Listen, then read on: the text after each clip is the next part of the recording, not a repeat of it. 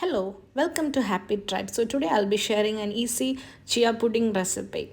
So for that, first you have to take 2 tablespoons of chia seeds in a small bowl, add some water and let it soak for about 5 to 10 minutes.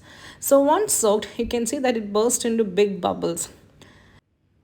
So now you can add a half cup of coconut milk or slim milk or your regular milk. The choice of milk is completely yours.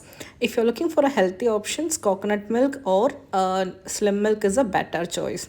Stir in well.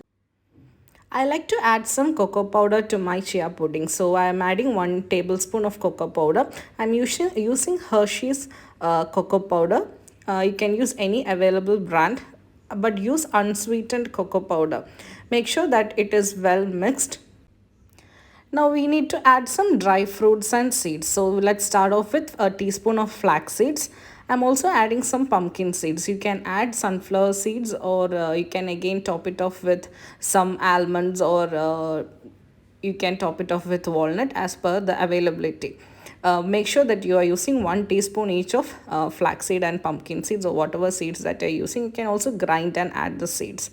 I always like to add some fresh fruit. So today I'm adding some banana and some dried raspberry to the mix. Since I'm adding banana and raspberry, I'm not adding any artificial sweetener like honey or sugar.